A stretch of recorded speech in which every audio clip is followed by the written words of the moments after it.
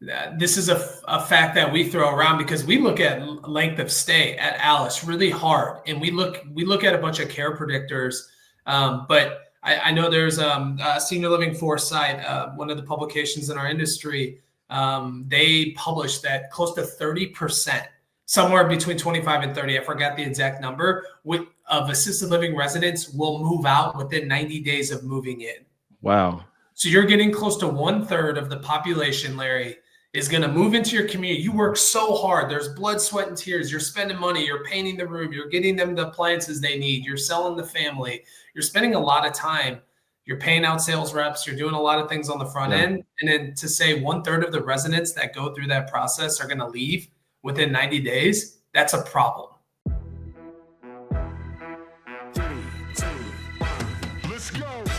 Welcome to The Move-In, a senior living marketing podcast from Unlock Health, a full-service marketing partner for the aging services industry.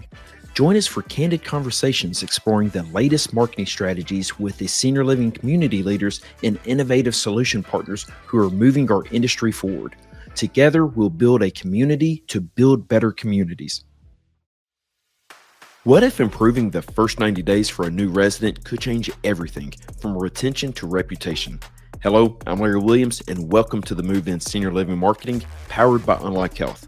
Everything starts with trust, and when sales and operations are aligned from day one, that trust is easier to build and harder to break. In today's episode, I'm joined by Evan Cole from Alice. Evan shares powerful insights into how bridging the gap between sales and operations can lead to smoother move-ins, fewer early move-outs, and ultimately a stronger, more connected senior living community. Together, we explore how closing the gap between teams improves the resident experience, why your CRM matters more than you think, and how it builds long-term trust, and how technology should power human connection, not replace it. If you're ready to rethink alignment, retention, and the role of culture in senior living success, this one's for you. Let's get into it. All right, we are back on the move in senior living marketing. I have my friend Evan Cole with me.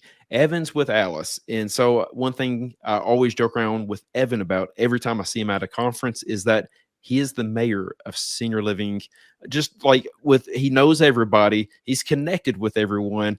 And one thing I deeply appreciate about this space is that you have all these connections, but you're very welcoming. You provide insight into the space, and you're just a good steward of this community. So just, Evan, thank you for being who you are, and thank you for joining us today. Yeah, that's setting the stage there. No pressure, right? I've been fortunate to learn and be mentored by a lot of folks that have opened me with welcome arms. So I always try to pay it forward. And it also helps the companies I've worked for have been full supporters of kind of a traveling nomad. So I get to see in a lot of places. Not necessarily me, but I'm trying to make friends too. But I appreciate those kind words.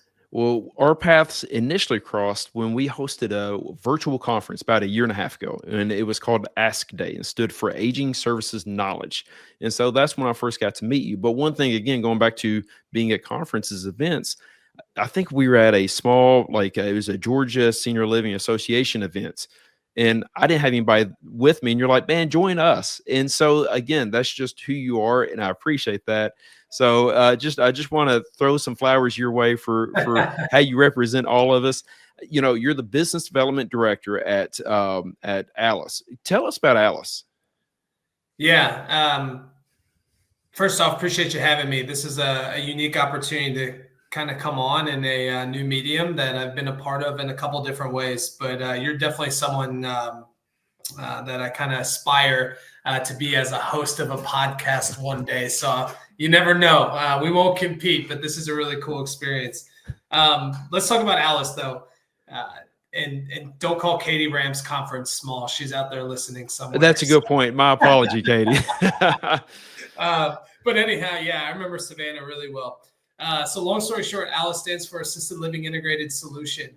What does that mean for Larry and the listeners? We are a full stack operating system for senior living communities. So what does full stack mean? I'll dive a little deeper.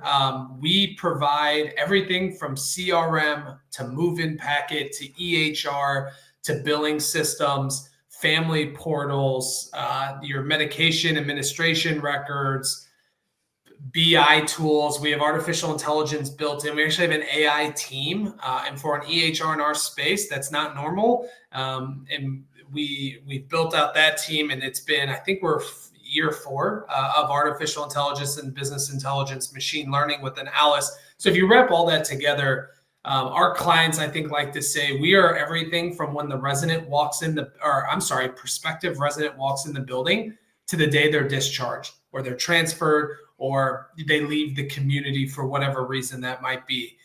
So we do everything from collecting on bills to making sure that mom and dad have the right medicines at the right time and the right clinical care.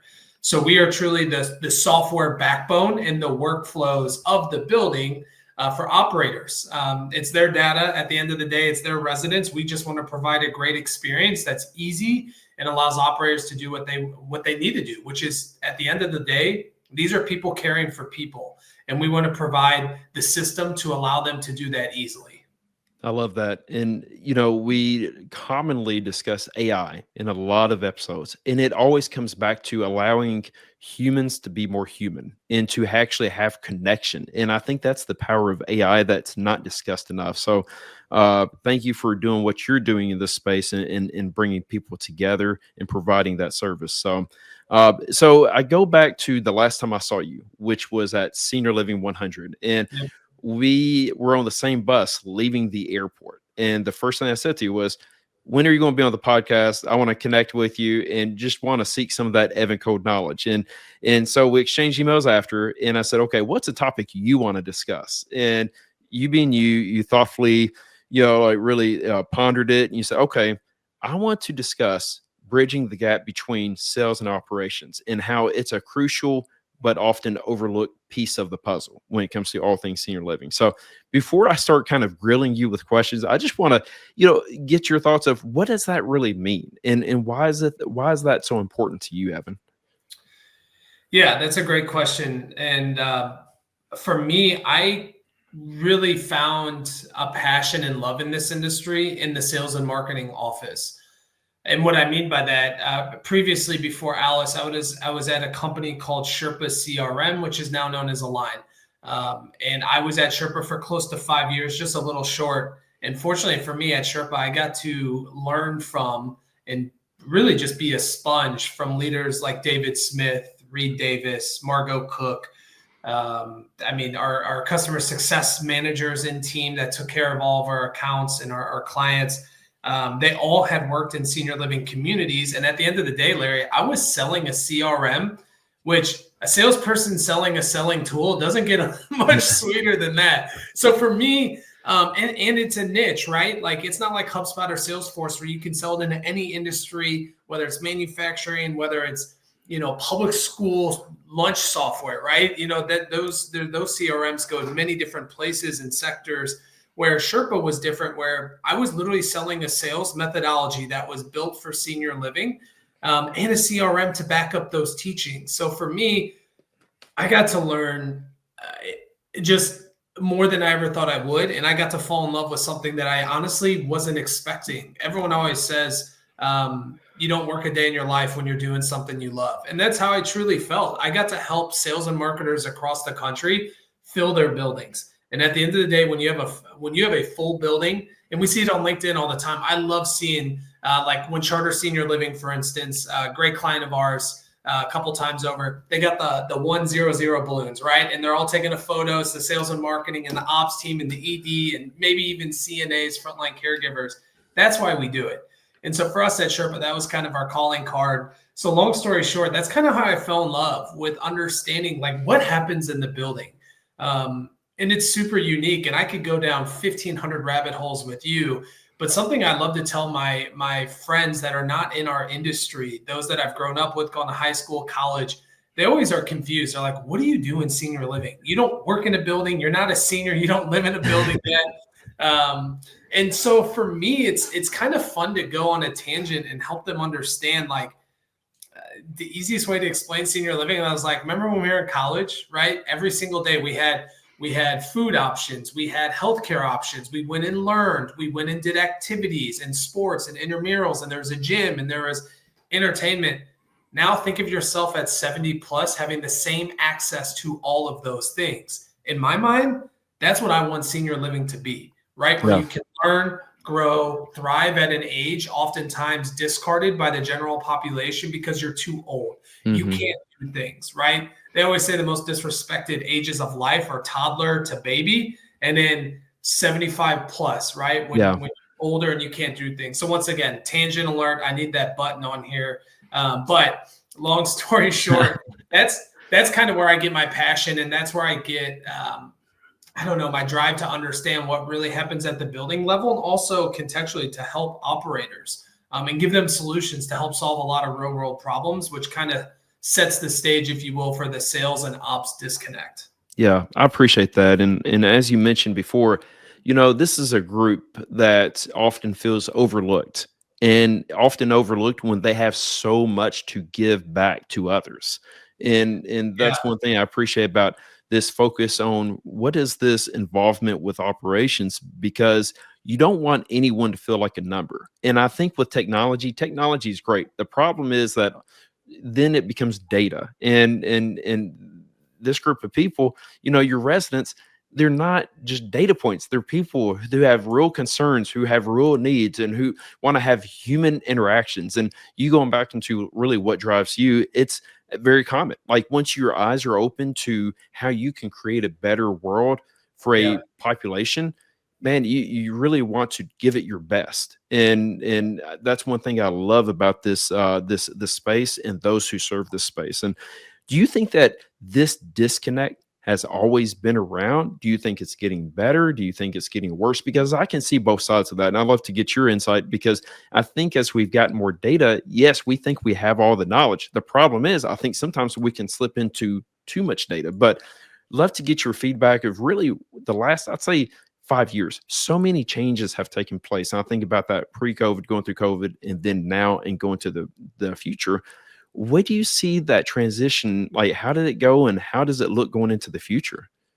Yeah, it's a great question. And just to kind of wrap up the question and your thoughts there, you're exactly Mhm. right. There's always, I shouldn't say they're not always. There's some operators that do it right every single day, or management companies, right? Where there's no disconnect, there's no silos, there's no gaps in information movement, as well as the resident experience, right? So usually that disconnect shows up between the sales process and the day they move in, right? Yeah. That's when that chasm starts, because as salespeople, and I'll speak for myself and not others, sometimes Evan can get excited, and Mhm. that could lead to, hey, this is the product as is, but here's this future oasis, Yes. beautiful island we're selling you in this senior living community. I went on tours with three grandparents, and I've seen how they talk, and they didn't know I worked in the industry. I'm Evan Coe. They don't know who I am. I don't work for the buildings and operators here. They have no idea I work in the industry, nor did they ask. That's another point for another day. Sure. But I was the grandchild with the adult daughter along for the tour. So they probably, oh, he just does X, Y, Z. But long story short, if sales not communicating with families on those expectations, or the resident expectations with operations, then the day they move in, the ops team, ED, move-in coordinator, whoever helps handle that move-in, they're left scrambling. How long has it been that way? And you said let's focus on kind of in the last couple of years. I think a lot of times those, the ops and sales teams, they operate in those silos where there's not a lot of overlap. We always think of sales or the marketers and move-in folks as the revenue Mm. engine, if you will. And then we think of operations as the delivery of the services that were promised. But if we're over promising and under delivering, or the expectations aren't met, or there's no, are we sitting down and having a conversation? Like, Larry, if you were to move into my building tomorrow, I would have a sit down today with the ED, the ops team, whoever needs to be a part of it. And let's go over everything that was talked about during the sales process. Good So that point. way everyone's on the same page, from care delivery to medication management to the business office manager, to make sure the bill looks right to family members. These are all things that we expect when we go to hotels or get service to come. I got the bug guy coming later today. I know what his bill's going to look like. I know what payment he accepts, and I know exactly what he's going to do in my house. That's what families and residents want to see. But a lot of times the building's not on the same page. Yeah, and one thing I think about is not just in the move in, but I think we're in a different phase where residents and their families know that they have options. And so it's not just about the move in, but also just that stay and how they feel like not that they're just how they're being treated, but what's that true experience and how are they interacted with? And it seems like that has to be a big part of the equation. Yeah, and this is a fact that we throw around because we look at length of stay at Alice really hard, and we look at a bunch of care predictors. But I know there's Senior Living Foresight, one of the publications in our industry. They published that close to 30%, somewhere between 25 and 30, I forgot the exact number, of assisted living residents will move out within 90 days of moving in. Wow. So you're getting close to 1/3 of the population, Larry, is going to move into your community. You work so hard. There's blood, sweat, and tears. You're spending money. You're painting the room. You're getting them the appliances they need. You're selling the family. You're spending a lot of time. You're paying out sales reps. You're doing a lot of things on the front Yeah. end. And then to say 1/3 of the residents that go through that process are going to leave within 90 days, that's a problem. That's a huge problem. And I feel like it also gets into sales, which is making sure that everyone's aligned on those expectations and that it doesn't do anyone any good if they're moving in and moving out that quickly. You have to think about the long term. I imagine all of this really starts off in the sales process. And Yep. like you said, don't overpromise or don't try to make that sell. You really want to explore that fit. And I'm sure that's a big part of this. Yeah, and think of any experience you've been in. I always break things down into two different transactions in the sales world. We have a complex sales process and we have a simple or transactional sales process. Transactional sales process is when you go to Chick-fil-A and you sit in the double drive-through, and you know exactly what to expect. It's going Yes. to be fast. The quality of the food's going to be the same. There's not a lot of questions. They don't have to sell you on anything. They just ask, can we do anything better? Hmm. But when you get to a complex sales process, that's when you start hearing in senior living families, after they move in saying, that's not what we were told, or that's not what we heard during the sales process, or that's not what we expected. Or yes, mom may not be at the same place she was a couple months ago, but why are we re-signing for a new care plan with higher fees or service plans? So, that's where the software that Alice has today and all these other companies I've worked for in this space for the last 10 plus years, they can only do so much, where it's a hospitality industry with healthcare components Yeah. and all the, once again, it's a senior college, if you will, to where there's a lot of scrambling and a lot of confusion sometimes when residents are in their first 90 days in the building. Sure. It's like anything else, it's a getting to know you phase. And it seems like it's a time you really got to focus on getting to know the resident and making sure that they're in a good space and to continue to build that foundation of trust and care. Trust. That's it. You nailed Yeah. it, right? I always say trust is the great equalizer. You either have it or you don't. No matter what you're selling, no matter what you're doing. And it's not even selling, it's friends and family, right? You definitely trust some people more than others. And it's Sure. because of life experiences. And if you erode that trust on day one or day Yeah. 10 or day 20, that's tough. Yeah, it's I always think about my wife and how she was helping to do some design services for cabin rentals out of East Tennessee, and she made a point that always stayed with me. I think about when it comes to senior living, which is if you walk in and if you see any dirt laying around like the kitchen right when you walk in, guess what? At that point, you're looking for everything. You're looking for positive to like outweigh that negative. But the problem is you have a negative tint at that point that you're going to see Yeah. everything. And I think about that in the senior living side, which is if a resident walks in or if their family, that first day, if they feel like it's not going well, they start thinking, I've made a mistake. And it's a very highly emotionally charged move and experience. Like it has to be over the top positive to make sure that this group gets off to the right foot.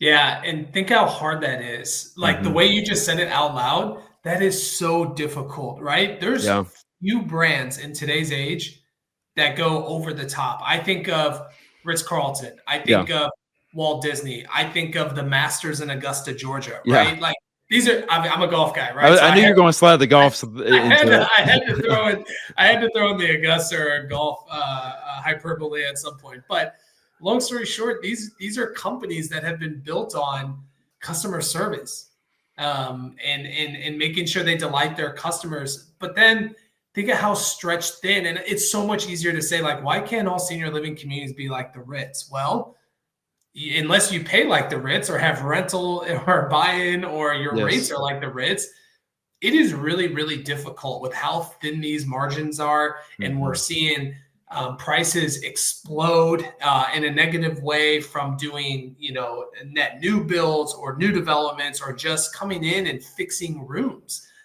Labor is expensive, materials are expensive, time is expensive. And so it's so much easier for me, to sit and pound my fist at a podcast and say, why aren't we doing these things? Because the expectations, like you said earlier, of the consumer are as high as they've ever been because they can get information and reviews from everywhere, Yeah. right? What do we all do when we look at a restaurant or, an Airbnb or a golf course? We go straight to Google, we look at the reviews, or we go Yep. straight to the app for Airbnb, no free ads. But you go right to these, different sources of peered reviews and you read them. And a lot of times we base our choices off of what those reviews say. And the same goes for senior living For communities. sure. Yeah. And you've seen a lot of websites from the marketing and digital side. I've seen a lot of websites because I go and look at them. There is definitely a problem when it comes to reviews, not responding to them. You're seeing a lot of communities sit the 2, 3s, low 4s, and that's not what consumers want to see. For sure. And that's what, speaking with Alex Bennett on a previous episode, speaking about the reputation management side and how important that is. And you have to be proactive on that. Yep. And really make sure that you're paying attention on that side. Yep. And the other thing I was thinking about as you were speaking is how important it is to have the right culture. That starts it off of really having that culture of caring and compassionate service and listening. Like you said, at its foundation, there has to be trust, and that trust starts as you go through the sales process. So, try and shift the gears just a little bit when I think about this experience and that disconnect. Are there any warning signs that this disconnect is becoming a real issue? Yeah. I mean, I think the first thing is in this business where it's truly hand to hand combat. When I say that, it's like it's all hands on deck when you Yeah. get into these communities. When you start seeing them play team ball and it's not yours or mine or your department or your lead or your prospect or Hmm. and insert whatever you want when um, you're not necessarily doing this as a team sport, which I love, right? A lot of us played sports growing up. I love team sports. And I kind of think of business as that, especially in a business like senior living, where, um, obviously there's an internal champion or salesperson that comes in and they get the resident and the family and they get them to move in. Hmm. But once again, like during this process, hopefully they're shadowing, frontline caregivers as a salesperson or understanding what the Sure. EP's world is or how to make the BOM's life easier on move-in to get that. So once again, it all comes from that mind frame and language of reframing mine or yours into ours. And I think Yeah. if we can get to that point of view, it helps build a culture where sales and operations truly work together and there's a mesh and there's communication. And that's just going to make for a happier building and a happier team. Because, my time working with frontline caregivers at Care, um, the CNAs, CMAs, clinical team, they're the lifeblood of the organization. They're doing the hard work and the heavy lifting. And it's up to everyone else to make sure they feel supported and recognized. Yeah, for sure. And what I was thinking about when you were saying all that is how important it is for the sales team to continue to fill out the details in the CRM. Like it starts there. And I know being Yeah. in sales myself, it is challenge. Like it's something that salespeople don't like to do. But if you see the broader picture of how important that is to make sure that footprint, that digital footprint stays throughout that journey of that resident, it's so important. It's so impactful. It goes beyond just the sale. It's really about that resident satisfaction and how you can. It's I think that first initial push of like you said, taking from me to we. Yeah, because if you don't do that as a salesperson, guess what? Operations feels like their hands are already like up, like you need to fill this out and becomes a you versus me conversation. And that's not the best way to start this journey for the resident. Yeah, it's hard to put that right. We get so busy in our day to day, and we're trying to Mhm. move from task to task. We're very work list oriented, or I got to get to this, I got to get to this, and sometimes you lose that touch point where it becomes less human and just Yeah. more robotic. Or I'm trying to get this done. I'm trying to get this done, and I fall into the same trap all the time. You move too fast, and things get dropped, Yeah. whether you meant it or not, or they don't come across the way you want them. And when you're in an atmosphere like this, like you need the frontline caregivers to be great to keep that newly sold resident that you're responsible for in the building for longer than 90 days. Your commission or your bonuses or your pay may depend on it. So why aren't we spending more time building synergies across teams and departments? And that can be said for a senior living community or a SaaS company like Alice that stood 20 years the test of time, and all of that. And then the other note that I just want to come back to, you nailed it. I've always wondered, and maybe that's because I kind of grew up with CRMs. Like I literally went to college and we used Salesforce in my Sure. college sales class. Oh, nice. That's a good Which was start. awesome. Yeah, like we pretended like we were documenting notes and phone calls. Luckily, our professor worked in the software world before he started teaching. But why do salespeople hate CRMs? I can't explain it. It's one of those things that you're going to be better off if you just take the time. And I don't know if it's a mindset, and I'm just going to be honest, being a salesperson myself, if it's just an immature mindset of I'm too busy to do this. But I think it's about setting time and being very intentional about filling in those gaps. But I think it goes a lot further. It's the why behind it. And I think when salespeople know the why behind, it gives that extra incentive to take the time to fill out this information. When it comes for sales, look, if resident satisfaction is not there, and if it is after 60, 90 days, the resident decides to move out, guess what? That's going to hurt your reputation. That's going to make it harder to get sales. You need to think about this on the broader perspective, and then it goes back to the culture. That sales management, that the ones who are really driving that bus. I think that's so important. So you got on your tangent. This one's mine, and and just learning how to really give a deeper meaningful reason instead of just fill out the CRM. This is why it's important, and coming from the operation side, it gives a lot more, a better explanation of why it's so important. It's not just because we want you to fill out this information. There is a reason we need this information. Yeah, and that's where we get back to I completely agree. And for me, once again, it's about slowing down to speed up.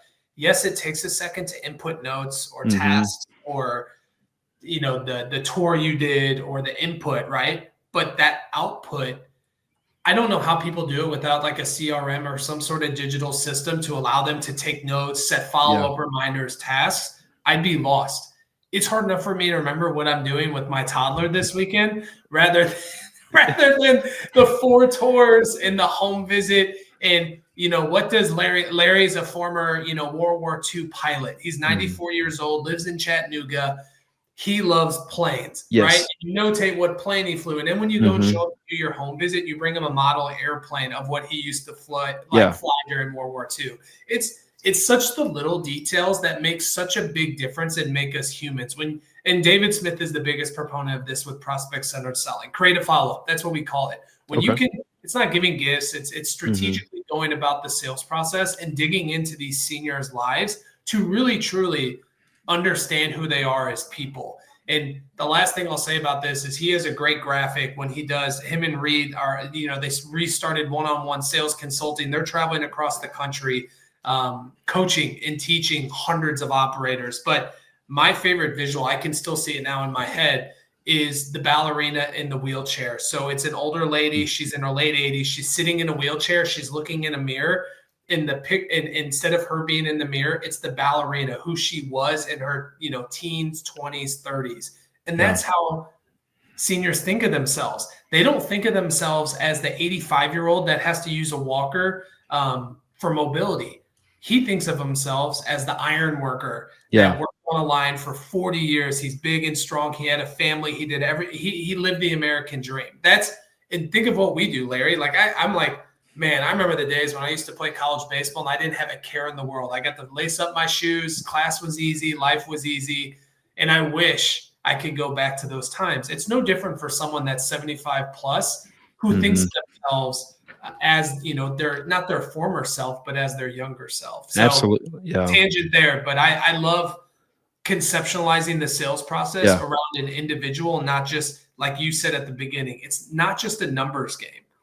I love that. It's about the individual and not the sales process. And when we rethink that process and why it's so important for that individual and how you can impact somebody's life. Like it goes beyond forget about sales. Man, what type of impact can you have on somebody's life to make them feel really special in that moment? Forget if it turns into a sale. What impact did you just make on somebody for whether it's them or their family? And when you were mentioning the creative follow up, it's not the gift, it's the experience. It's about making people feel seen and heard and respected. And I think that's such a big part of that. So thank you for adding that because I think I was still in sales process mindset where it's like pulling it out and really take the emotional side. Like, what type of impact can you provide on a human level? And it's you and I were speaking about the Go Giver book before we started this conversation. I think about that. So what are you giving? What type of impact? And the sales will follow. The sales, if you do the right things, if you take care of people, karma is going to take care of itself. Don't worry about that. Have that detachment. Just go and be a good human. And typically good things happen. Yeah, I agree with that. And if you can go through the process and you do it the right way, like Larry, you may not move in. And I've spent a lot of time on you. I've done home visits. I've done creative follow-up. I've notated everything I need to in the CRM. I've gotten the ops team like Larry's so close to signing. He's a lower level assisted living. We did the in-home assessment. We understand his care point values, his monthly rent. We've spent time with families. But then if you don't move in, the key is if you've made such a deep impact on that resident, maybe that family members that have been a part of the process have an in-law or someone else that's going to be looking, or maybe they're just not ready today. And when you need a move in 6 months, that's when Larry pops back into the equation. And I fall into that trap all the time. And I know we're talking about the disconnect between sales and operations. Same things happen on the software side. We're velocity growth, right? We're trying to, you're always talking about the hockey stick and growth of a company, but we always say at Alice, solidify the base. And what does that mean? We take care of our clients. We limit churn. We have virtually a 0% churn, which in the software world is unheard of. But that's because we listen, we take care of our current clients, and we make sure that they're the first ones that are taken care of, not Evan's net new sales. Yeah. And the same thing can be reciprocated into a community and what we're trying to do in a senior living organization, which obviously is fill the building. You have pro formas, you have financial goals and metrics to hit. But if you can keep those 30% from moving out in the first 90 days, because that's where all of your cost is, because you're paying people out. You have to do, you have to revamp the room, your construction costs. That's where all your cost center is. But if you can get them 90 plus days, that's when you start making real revenue and margin on these residents once they stay in the building. Man, this is really good stuff, and I appreciate that. And just made me think about the importance of just having that detachment in the sales process and just doing the right thing and not worried about, you're in sales, you want to make sure everything's going through, but you have to have that detachment saying like, there's things I don't control. There's the potential resident might decide that they'd prefer to stay at home. You never know. But if you do a great job of providing experience, there's a good chance they're going to share your information, share, their experience with others, and it's just going to help the greater good. So thank you again for going into that detail. Let me add one more thing on that, because this is one of the notes that I've taken in from just visiting communities, which if you're listening to this, if you get one thing from me blabbing on and on with Larry, and obviously you're probably listening to Larry more than me, but not at all. When you go visit buildings, or if you're in a community or you operate a community, my favorite thing to do is to sit down and go through meetings from different departments. If I'm a sales or move-in coordinator or marketing in a building, and my goal is to move in residents, when's the last time you've sat down and attended care plan meetings or the daily stand-up or an operations or a clinical type meeting that might be for frontline caregivers. That's when we really start to build rapport and understand what happens in our buildings instead of sitting in the sales office waiting for tours. Obviously, there's a time and day for that. But it's all about rethinking responsibilities and how do you help others? Because at the end of the day, once you start helping others within the building, they're going to start helping you. And what does that mean? That means sales.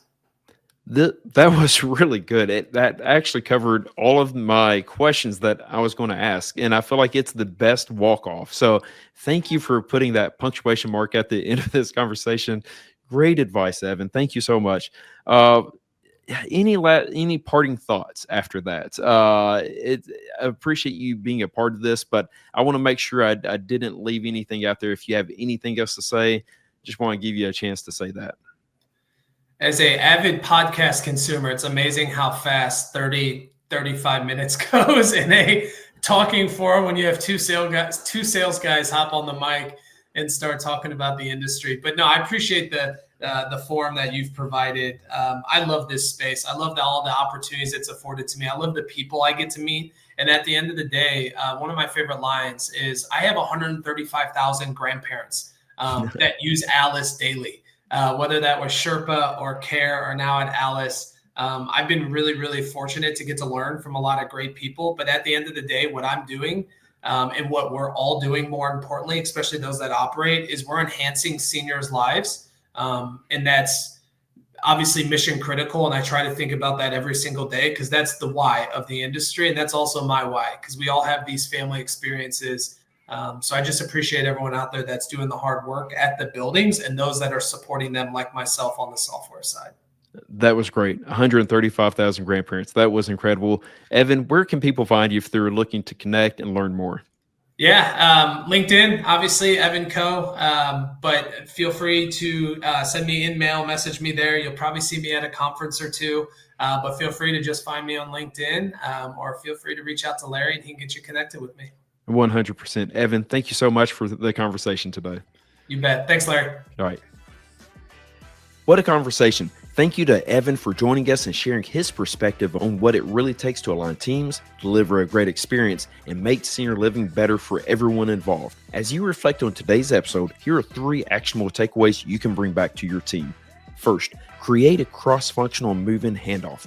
Don't leave the transition up to chance. Make time for sales and ops to connect before move-ins and align on expectations, care needs, and personal context. Second, capture human details in your CRM. It's not just about tracking leads, it's about remembering the little things that matter. Personal notes help your team create moments of connection that residents and families don't forget. And third, embed sales into your building culture. Encourage your sales team to sit in on care plan meetings or daily huddles. Understanding the real work behind resident care helps them sell more authentically and support stronger outcomes. Thanks again to Evan for joining us, and until next time, let's go create some meaningful connections.